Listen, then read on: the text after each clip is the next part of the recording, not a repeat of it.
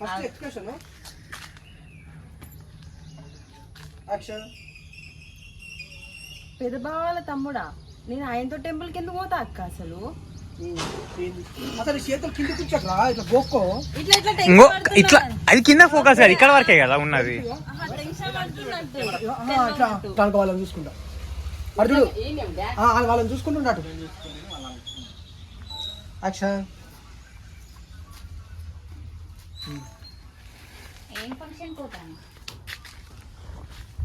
Sorry function. ఎవరిది function పోతాను?